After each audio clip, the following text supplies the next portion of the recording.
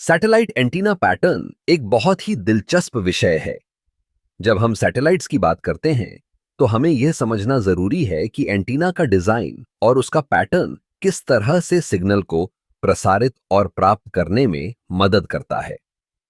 Satellite antenna आमतौर पर parabolic या फ्रीक्वेंसी डायरेक्टेड होते हैं। पाराबोलिक एंटीना, जो कि एक गोलाकार आकार में होते हैं, सिग्नल को एक केंद्र बिंदु पर फोकस करते हैं। इसका मतलब है कि जब सिग्नल एंटीना की सतह पर गिरता है, तो वह एक बिंदु पर इकट्ठा होता है, जिससे सिग्नल की ताकत बढ़ जाती है।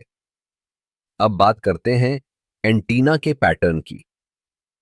एंटीना पैटर्न वह दिशा है जिसमें एंटीना सिग्नल को प्रसारित करता है।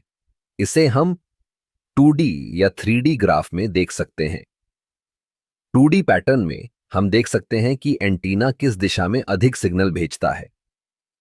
3D पैटर्न में हमें यह समझ में आता है कि एंटीना चारों ओर किस तरह से सिग्नल फैलाता है। सैटेलाइट एंटीना के पैटर्न को समझने के लिए हमें यह जानना होगा कि एंटीना का आकार और उसकी फ्रीक्वेंसी किस प्रकार से प्रभावित करती है। उच्च फ्रीक्वेंसी वाले एंटीना आमतौर पर छोटे होते हैं और उनकी रेंज कम होती है, जबकि निम्न फ्रीक्वेंसी वाले एंटीना बड़े होते हैं और उनकी रेंज अधिक होती है। एक और महत्वपूर्ण पहलू है एंटीना का बैंडविड्थ।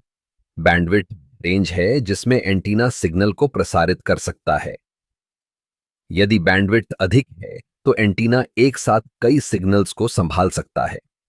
यह विशेष रूप से तब महत्वपूर्ण होता है जब हम डेटा ट्रांसफर की बात करते हैं, जैसे कि इंटरनेट या टेलीविजन सिग्नल।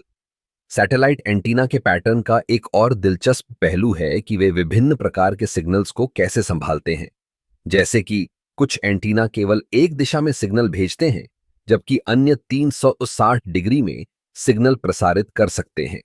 यह विशेष रूप से मोबाइल सैटेलाइट्स के लिए महत्वपूर्ण है, जो लगातार अपनी स्थिति बदलते रहते हैं।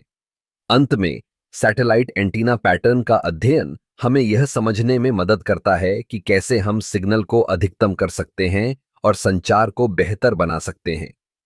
यह तकनीक न केवल सैटेलाइट संचार में, बल्कि विभिन्न क्षेत्रों में उपयोगी है, जैसे कि मौसम विज्ञान, रक्षा और अंतरिक्ष अन्वेषण।